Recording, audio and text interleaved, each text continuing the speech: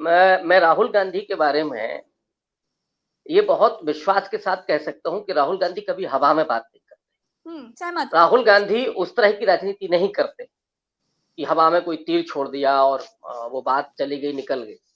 हाँ।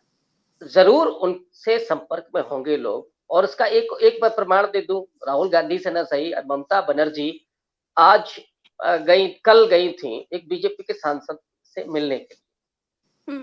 उन्होंने कहा कि वो औपचारिक किसी तरह की मुलाकात है, लेकिन हम जानते हैं कि वहाँ शायद 7 या 8 सांसद जीते हैं बीजेपी के, उनमें से करीब आधे ममता बनर्जी से संपर्क में हैं। महाराष्ट्र में जो हाल है हम जानते ही हैं, जो शिवसेना है एकनाथ शिंदे की, उसके कई सांसद शरद पवार साहब के और उद्धव ठाकरे के संपर्क में हैं। ये सरकार का भी हनीमून पीरियड है, ये थोड़ा चलेगा। लेकिन मुझे लगता है कि जैसे ही हनीमून पीरियड खत्म होगा, वैसे ही जो अभी चाचा देख रहे हैं ना कि हाथ कैसा है, बायोलॉजिकल है कि नहीं है, वो हाथ की हमें लगता है लकीरों को देख रहे हैं कि मोदी जी का कितना है, 10 साल के बाद कितना कार्यकाल है, 11 साल है कि 10.5 साल। उसके बाद ही पलटी मारेंगे नीतीश चाचा। तो ये होना है, इसको कोई रोक नहीं सकता है। और सबसे बड़ी बात है, आप भारतीय जनता पार्टी के भीतर के जो अंतर्विरोध हैं, अब वो खुल करके सामने आने लगे। पश्चिमी उत्तर प्रदेश में देख लीजिए, 2 बीजेपी के छत्रपों के बीच जो चल रहा है, सिर्फ फुटअव्वल हो रहा है, संगीत सोम और उनके बीच योगी जी और मोदी जी के बारे में क्या कहा जा रहा है, अमित शाह क्या कर रहे हैं। और यहाँ तो अभी सुना कि योगी आदित्यनाथ ने जो उनकी हिंदू महासभा थी, उसकी हिंदू युवा वाहिनी, उसकी मीटिंग की है लंबे समय के बाद, जिसको खत्म कर दिया था उन्होंने। जी। तो बीजेपी के अंदर जो नितिन गडकरी को आप देख, नितिन गडकरी ने ताली नहीं बजाई, नहीं पीटी कि वो इस तरह के नहीं हो सकते हैं। तो बहुत कुछ अंदर चल रहा है। नमस्कार। जनता ने हिंदू मुसलमान करने वाली भारतीय जनता पार्टी को जोर का झटका दिया। मोदी हारते हारते बचे, बीजेपी बहुमत से बहुत दूर हो गई, लेकिन अभी भी बीजेपी अपनी आदतों से बाज नहीं आई। गिरिराज सिंह और उनके साथी जेडीयू के सांसद कहते हैं कि मुसलमानों ने उनको वोट नहीं दिया है। बीजेपी के साथी यहां तक कहते हैं कि यादव और मुसलमानों का वो काम नहीं करेंगे। दूसरी तरफ लोगों का विरोध बीजेपी के खिलाफ अभी भी जारी है। बनारस में नरेंद्र मोदी की गाड़ी पर चप्पल फेंक दी गई। हमारे साथ प्रोफेसर रविकांत जी हैं। प्रोफेसर रविकांत जी समाज की नब्ज को बहुत बारीकी से पकड़ते हैं और उत्तर प्रदेश की राजनीति को बड़े बारीकी से समझते हैं। रविकांत जी, आपका बहुत बहुत स्वागत है। रविकांत सर, जिन मोदी जी के लिए फूल मालाएं लिए लोग खड़े रहते थे, जिनके कहने पर ताली थाली तक बजाने लगते थे, जिनके लिए विदेशों में डंका बजता था, उन्हीं नरेंद्र मोदी जी की गाड़ी पर उन्हीं के बनारस में चप्पल फेंकी गई। क्या है ये? जो आपने कहा ना कि इतना लोगों में दीवानगी और इतना भक्त हुआ करते थे, ये गुजरे जमाने की बात है जी। जब लोगों को उम्मीद थी कि अच्छे दिन आएंगे, 2 करोड़ रोजगार मिलेंगे, जब लोगों को लगता था कि महंगाई खत्म हो जाएगी, बेरोजगारी दूर हो जाएगी, महिलाओं का सम्मान होगा, लेकिन हुआ जस्ट इसका उल्टा। लोगों ने देखा नोटबंदी में लाइन में लग करके ढेर सारे लोग मर गए, करीब 150 से ऊपर तो सरकारी आंकड़े में दर्ज है। फिर नोटबंदी के समय क्या हुआ, लोगों को जानवरों की तरह हाँक दिया गया सड़क पर, लहूलुहान पैर, वो आपको महिलाओं के चित्र याद होंगे, वो बच्चे जो तड़प रहे थे भूख प्यास से, दम तोड़ गए बहुत सारे बच्चे, उसमें महिलाएं, तो वो भी इस देश ने देखा, लोगों ने देखा। फिर जो बेरोजगार नौजवान है, वो 10 साल से बाट जो रहा है कि कब सरकारी नौकरियां मिलेंगी, लेकिन यहाँ ठेके पर आप नौकरियां दे देते हैं, अग्निवीर जैसी योजना लेकर के आते हैं। तो ये जो नौजवानों का गुस्सा है, जो लोगों का गुस्सा है, वो प्रधानमंत्री मोदी के उस बनाए गए पूरे ब्रांड की को तोड़ता है, उस छवि को ध्वस्त करता है। और लोग अब इतना आजिज आ चुके हैं कि ये तो आज हुआ है। यहाँ आलम ये है कि पिछले 3-4 साल से तो मैं ही सुन रहा हूँ कि लोग अब टेलीविजन जैसे ही मोदी जी आते हैं वो बंद कर लेते हैं। अव्वल तो उन्होंने चैनल देखने बंद कर दिए। अब तो आप जैसे लोग जिस तरह से लोकप्रिय हैं, जिस सच को लोग देखना पसंद करते हैं, वो यहाँ आकर के सर्च करते हैं, वो टेलीविजन पर जाते ही नहीं है। लेकिन कई बार जब ऐसा होता है दृश्य, तो लोग मोदी जी की तस्वीर देखते ही चैनल बदल लेते हैं। ये जो विश्व में डंका बजने की बात, ये सब बीजेपी आईटी सेल का खेल है।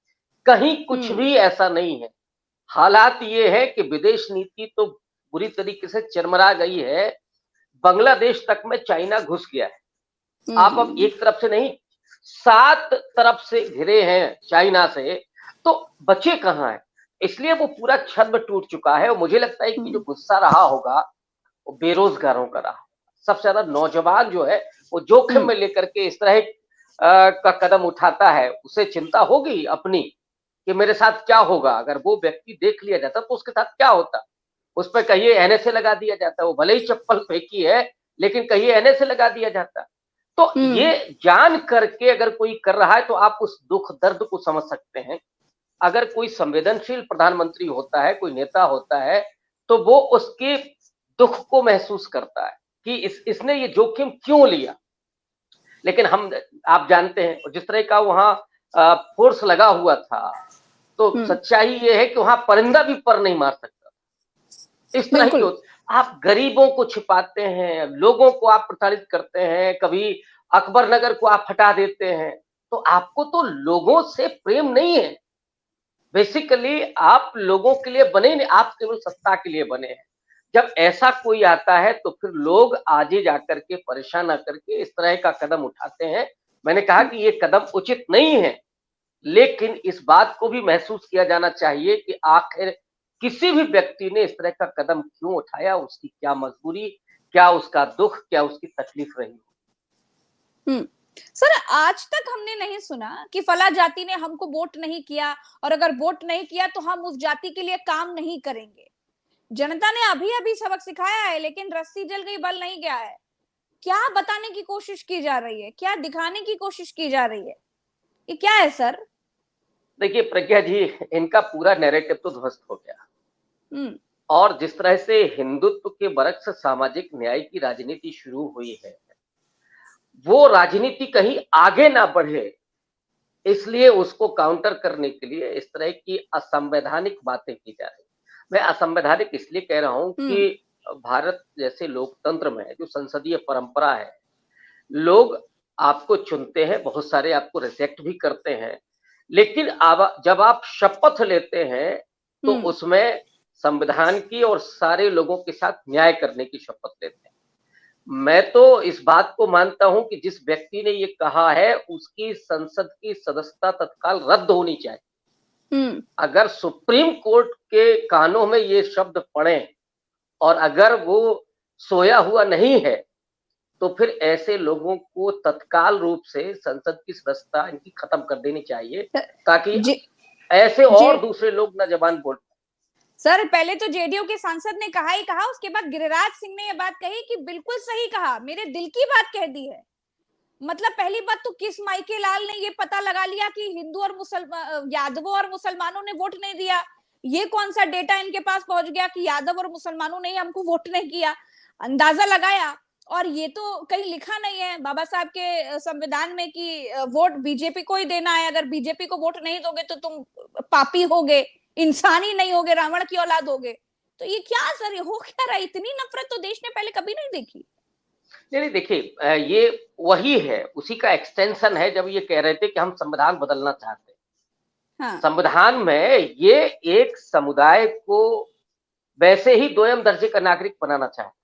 अब वो तो हुआ नहीं, लोगों ने आपको रिजेक्ट कर दिया, तो इसलिए बात आप वही कर रहे हैं। तो इनको अभी और दोगुनी ताकत से लोगों को सबक सिखाना है, नंबर 1। नंबर 2, चूंकि बिहार में चुनाव की संभावना है जी, जो अंदरूनी खबरें आ रही हैं कि वहां पे विधानसभा भंग करके विधानसभा का चुनाव अक्टूबर में हो सकता है, तो इसलिए फिर से एमवाई के बाइनरी में, एमवाई और उसके बरक्स, इस बाइनरी में पूरे समाज को विभाजित करने की ये चाल है। बहुत सोची समझी रणनीति है, ये अचानक नहीं कि किसी ने ऐसे ही बोल दिया।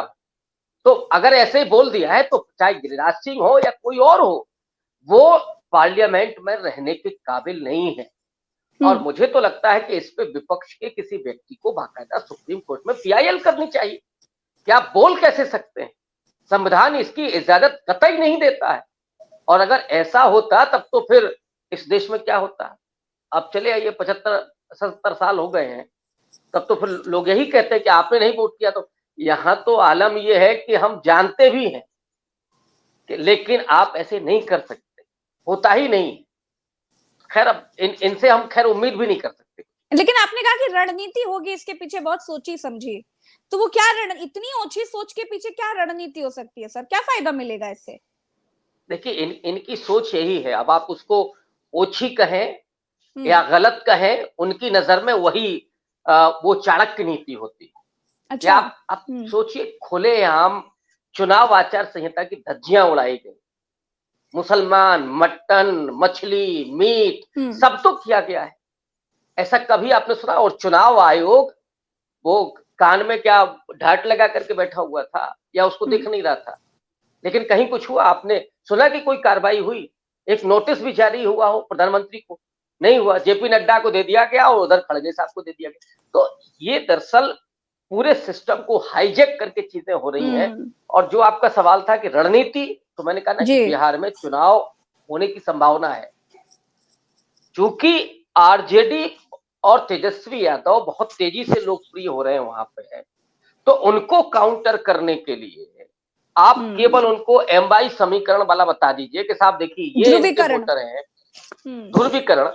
आप इनको बता दीजिए कि भाई मुस्लिम और यादव इनके वोटर हैं, बाकी हमारे वोटर, और इस पर आप चुनाव लेकर के जाएं। लेकिन मुझे लगता है कि ये बड़ी गलतफहमी है। इस चुनाव ने इस बात को साबित कर दिया है कि इस देश के लोग सांप्रदायिक नहीं है। कुछ अपवादों को हम छोड़ दें तो बुनियादी तौर पर इस देश के लोग सांप्रदायिक नहीं है। आप कितना भी हिंदू मुसलमान करें, आप आज के ही घटनाक्रम को देखिए। आपने तो उसको कवर भी किया, आपने उस पर वीडियो भी डाला। अकबर नगर में क्या हिंदू नहीं थे? बिल्कुल थे। जो वहां से हिंदू लोग हटाए गए, जिनके घर गिराए गए, तो उनके उनके मन में क्या ये था कि साहब मुसलमान का घर गिरा दिया जाए, हमारा बचा दिया जाए? ऐसा संभव है क्या? पूरा लखनऊ गंगा जमनी तहजीब का एक नगर माना जाता है और ये इसी तरह का पूरा देश है। तो आप सांप्रदायिक आधार पर इस तरह का विभाजन, आपको सदियां लग जाएंगी, आप नहीं कर पाएंगे, मैं ये मानता हूं। भारत के बुनियाद में उसका डीएनए है बहुसांस्कृतिक राष्ट्र, उसका सपना और उसका डेवलपमेंट, ये उसका डीएनए है। आप कुछ समय के लिए तो चीजों को थोड़ा सा कर सकते हैं, विकृत कर सकते हैं, लेकिन लंबे समय तक नहीं रख सकते। सर इतना गलत हुआ। अगर हम अकबर नगर की बात करें, मैंने तो ग्राउंड पर जाकर देखा है कि वहां पर क्या हाल है। क्या हिंदू, क्या मुसलमान, क्या कोई और जाति धर्म, हर व्यक्ति सिर्फ अपना घर बचाने के लिए चीख रहा था, चिल्ला रहा था। मंदिर टूटे, मस्जिद टूटे, स्कूल टूटे, जहां पर लोग वोट डालने जाते। मेरा तो सबसे बड़ा सवाल ये है कि जो लोग ये कह रहे हैं कि वो सिर्फ मुसलमानों की बस्ती है, वो ये क्यों नहीं देख रहे हैं कि वहां पर हिंदुओं की कितनी आबादी भी है। और हिंदू मुसलमान देखने से बेहतर तो उन अधिकारियों को, सर भ्रष्ट अधिकारियों को सजा देनी चाहिए। अकबर नगर के लोगों को तो दंड मिल गया, उनका क्या होगा उन अधिकारियों को जिन्होंने बसने दिया? टैक्स दे रहे हैं लोग, बिल दे रहे हैं, इतने सालों से रह रहे हैं, बसने क्यों दिया? सर मैं तो यही पूछूंगी सर। मायावती जी की सरकार रही, बीजेपी की सरकार रही, समाजवादी पार्टी की सरकार रही, सबने अकबर नगर को बसने दिया। अब फिर बीजेपी की सरकार है और हम देख रहे हैं कि उसको अवैध बताकर पूरा जमींदोज कर दिया गया, कह रहे रिवर फ्रंट बनाएंगे। ये कैसा विकास है सर? देखिए प्रज्ञा जी, चाहे हिंदू हो या मुसलमान, पहले तो मैं इस बाइनरी में कतई देखना नहीं चाहता। बिल्कुल सहमत हूं मैं। घर किसी और का होता, किसी का भी होता, बिल्कुल। मुस्लिम है तो क्या हुआ? इस देश का नागरिक नहीं है क्या? उसका ये देश नहीं है क्या? पहले तो इस बाइनरी में कतई नहीं देखा जाना चाहिए। जो लोग ट्विटर पर ये सब कर रहे हैं, वो दरअसल उनके आप ट्वीट देख लीजिए, अकबर नगर को वो क्या क्या लिख रहे हैं, वो शब्द मेरे मुंह से नहीं निकल रहे। तो ये नहीं होना चाहिए, लेकिन एक पूरी फौज खड़ी हुई है ये सब करने के लिए, वो कर रही है। दूसरा, आपने बहुत वाजिब सवाल उठाया, क्या अब तक सरकार सोई हुई थी? कैसे वहां बिजली के कनेक्शन हो रहे थे, कैसे वहां नल के कनेक्शन हो रहे थे, कैसे वहां पर स्कूल बने हुए थे, क्या वहां सरकारी सुविधाएं नहीं दी जा रही थी, क्या लोगों के वोटर आईडी नहीं थे, क्या लोग वहां वोट डालने नहीं जा रहे थे? और अगर इस तरह से मकान बन रहे थे तो ये जिम्मेदारी उन अधिकारियों की, उनको फांसी कब लगेगी? उनके घरों पर बुलडोजर कब चलेगा जो आराम से सोए हुए हैं? अगर उन्होंने करप्शन किया है, उन्होंने फर्जी तरीके से इस जमीन के टुकड़ों को लोगों को बांटा है पैसा लेकर के, तो वो अपने घरों में कैसे सोए हुए हैं आज। उनके घरों पर पहले बुलडोजर चलाया जाना चाहिए, तब इनके नंबर आना चाहिए, तब न्याय होगा। आप गरीबों को जमींदोज करके, उनको बेघर करके उस पूरे कौम को क्या गुलाम बनाना चाहते हो? इसलिए मैं कहता हूं प्रज्ञा जी, ये जो हिंदुत्ववाद नाम का फिनोमिना है, ये बिना शोषणकारी तंत्र के जीवित नहीं रह सकता। इसको एक गुलाम चाहिए। अब वो गुलाम, अब चले अब सदियों से वो गुलाम कभी शूद्र होता था, कभी अछूत होता था। अब चूंकि आपको राजनीति करनी है, तो जो कमजोर तबका है उसे आप उजाड़ दीजिए, उसके व्यवसाय खत्म कर दीजिए। क्या हुआ, जितने भी सांप्रदायिक दंगे हुए हैं उनमें क्या होता है, दुकानें चिन्हित करके जलाई, वो व्यवसाय भी नहीं कर सकते, वो अपना पेट भी नहीं पाल सकते हैं। और मुझे तो ये लगता है कि कितनी घृणा है इन लोगों के भीतर, अमानवीयता कितनी है। आप मतलब जो सामान्य व्यक्ति है वो किसी को गाली भी देता है तो 3 बार सोचता है। वो किसी का थोड़ा सा भी नुकसान करता है तो कितनी बार सोचता है। लोगों की आंखों में आंसू आ जाते हैं। वो एक शेर है ना कि जीवन गुजर जाता है लोगों का एक घर बनाने में, और आप तरस नहीं खाते बस्तियां उजाड़ने में। ये जो हाल आपने किया है, कैसे घरौंदे बनते हैं, कैसे बच्चे परवरिश पाते हैं, कैसे वो पढ़ते हैं, और आपने एक झटके में, अब आपकी आंखों में आंसू नहीं आए? आपने सोचा नहीं आज रात को नींद कैसे आई होगी आपको? अगर आप इंसान हैं, चाहे वो अधिकारी रहे हो, चाहे मुख्यमंत्री हो, चाहे प्रधानमंत्री हो, उनको नींद कैसे आएगी, कोई मुझे ये बताए। जब हम लोग सगे नहीं है, किसी के सगे नहीं है, अयोध्या में इतना नाटक नौटंकी किए, इतने ढपोर शंखी दिखे, राम को हम लाए हैं, हमको वोट दीजिए, हम ही राम को लेकर के आए, जनता ने सबक सिखा दिया।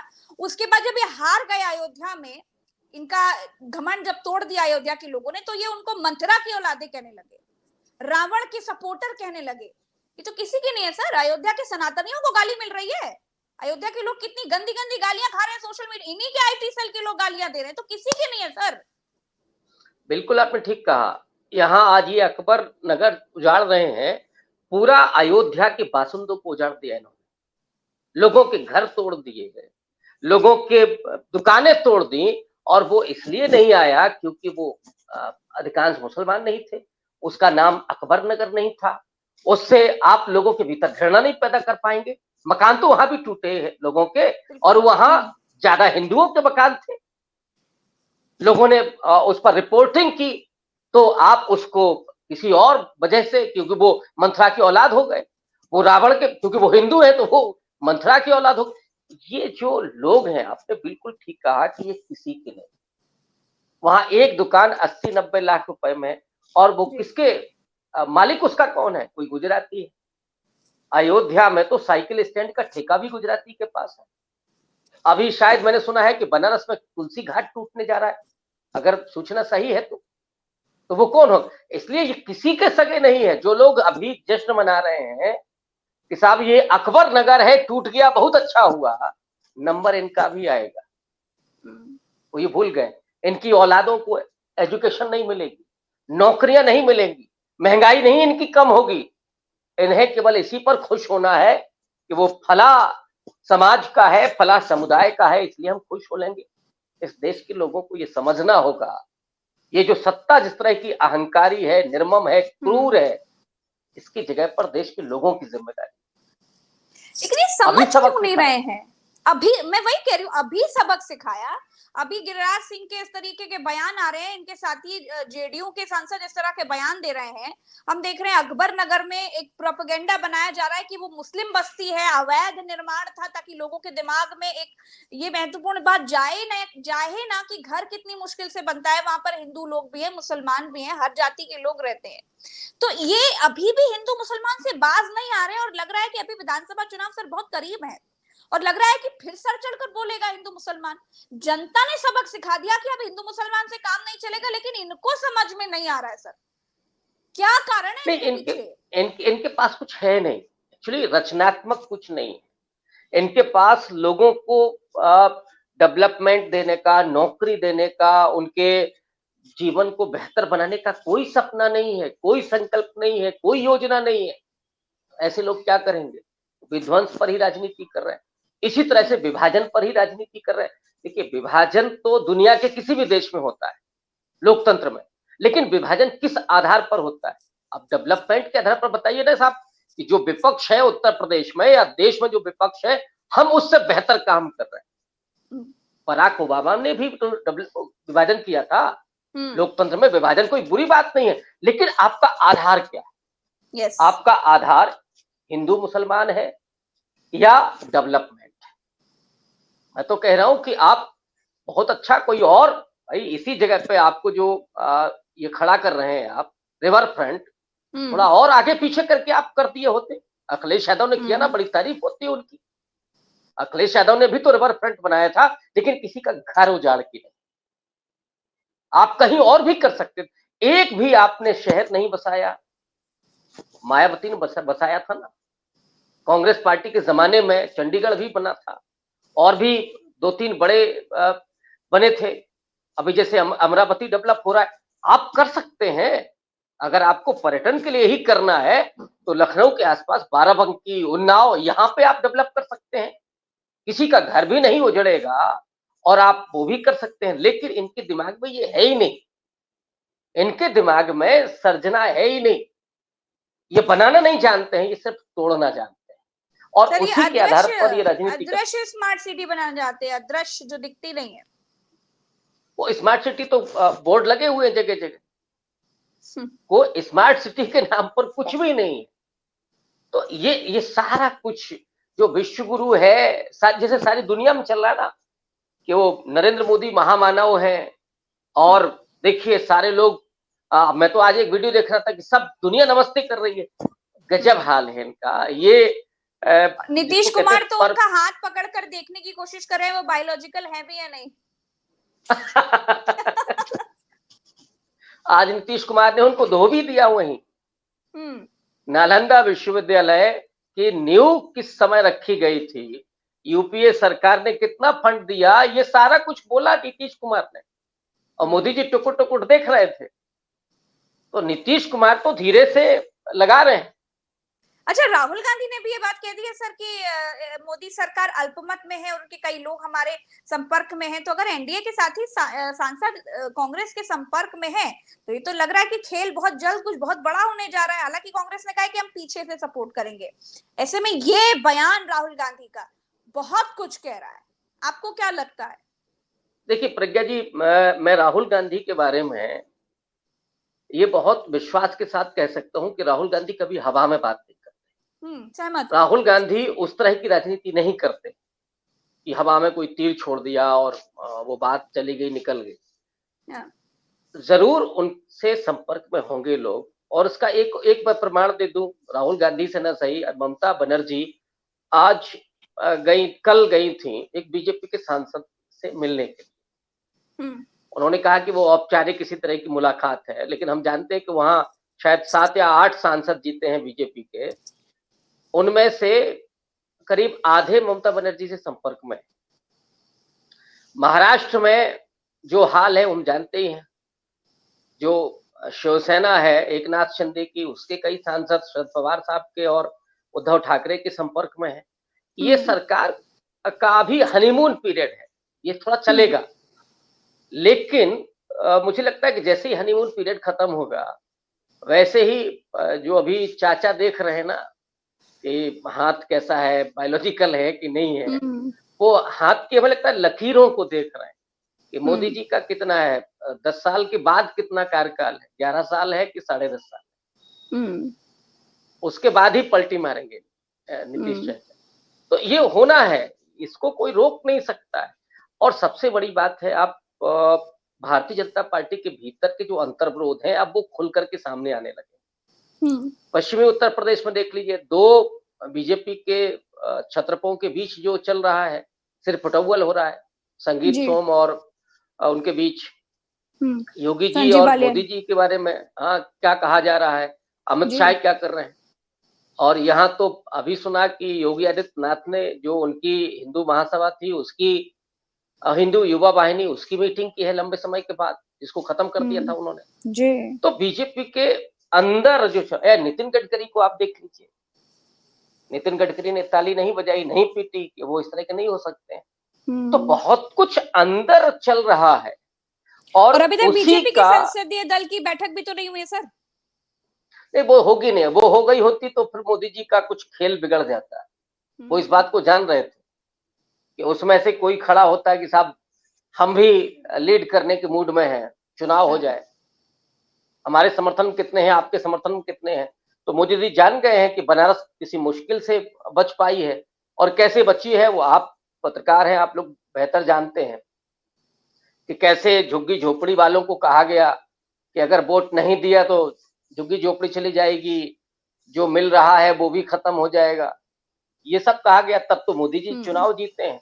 निर्दलीय प्रत्याशियों को पर्चा नहीं भरने दिया गया। और यहां अगर संसदीय दल की बैठक हो जाती तो फिर शिवराज सिंह चौहान भी थे, नितिन गडकरी भी थे, राजनाथ सिंह भी थे, इतने सारे दिग्गज लोग थे, और इधर एक गुजरात लॉबी। असल मोदी और शाह ने इस देश को गुजराती उपनिवेश में तब्दील कर दिया। सारा व्यवसाय गुजराती लोग कर रहे हैं, और उत्तर प्रदेश की जो भक्त मंडली है वो केवल थाली पीटने में लगी हुई है। वो कोरोना से लेकर अब तक थाली ही पीट रही है, क्योंकि अब उसके थाली में कुछ है नहीं। सरकार का भविष्य क्या देख रहे हैं प्रोफेसर साहब? मुझे लगता है कि सरकार दोनों ही डामाडोल है, केंद्र की भी और उत्तर प्रदेश की। अच्छा, यहाँ कब क्या हो जाए कुछ नहीं कहा जा सकता। लेकिन उत्तर प्रदेश ये देखना है, डामाडोल है क्योंकि दिल्ली से तो इतने आप मजबूत रहे नहीं कि उत्तर प्रदेश में सीधा वार कर पाए। बाबा तो सेफ हो गए हैं ऐसा कहा जा रहा है। सेफ अभी दिख रहे हैं। एक्चुअली बाबा का सेफ होना ही गुजराती लॉबी के लिए खतरा है। इसलिए यहां पर भी हो सकता है कि प्रदेश को 2-3 भागों में तोड़ दिया जाए और बाबा को केवल पूर्वांचल का सीएम बनाया जाए, कमजोर कर दिया जाए। और जो केंद्र की सरकार है वो, मैंने कहा ना कि अभी कुछ दिनों की मेहमान तो है, अभी थोड़ा चलेगा। लोकसभा अध्यक्ष वाले पर भी मुझे लगता है कि ठीक ठाक होगा। बीजेपी भीतर से टूटने की अब मुझे गुंजाइश लग रही है। अगर टीडीपी इस तरह का कदम नहीं उठा रही है तो फिर बीजेपी भीतर से ब्रेक होगी, जिसकी संभावना ज्यादा है। और ये हो सकता है कि कांग्रेस पार्टी और जो इंडिया अलायंस है वो उसके बारे में कुछ मंथन कर रहा हो, कुछ चीजें चल रही। जी, बहुत बहुत शुक्रिया रविकांत सर, आपने समय दिया और बहुत ही महत्वपूर्ण मुद्दों पर बात की। बहुत बहुत आभार। दर्शकों का भी बहुत बहुत शुक्रिया। तो हम देख रहे हैं किस तरीके से हिंदू मुसलमान करने वाली भारतीय जनता पार्टी को जनता ने सबक सिखाया, उसके बाद भी ये बाज नहीं आए। अब तो समझ जाना चाहिए कि हिंदू मुसलमान के काम नहीं आएगा।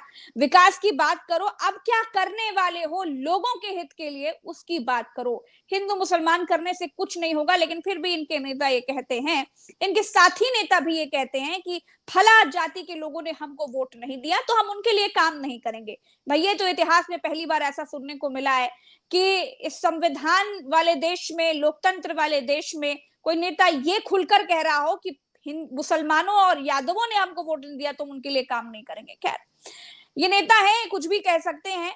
अभी के लिए इतना ही। हम एक एक राजनीतिक खबर पर नजर बनाए हुए हैं। देखिए, किसी भी समय कुछ भी बहुत बड़ा हो सकता है। इसके लिए आपको हमारे साथ जुड़े रहना है, पल पल की अपडेट पाना है, क्योंकि जो गोदी मीडिया आपको नहीं दिखाएगा वो आपको उल्टा चश्मा यूसी दिखाएगा। सच देखना है तो फिर आपको यहीं आना पड़ेगा। अभी के लिए इतना ही। हमें सपोर्ट करने के लिए, हमारी ताकत बनने के लिए हमारे चैनल को सब्सक्राइब करना मत भूलिएगा। नमस्कार, जय हिंद।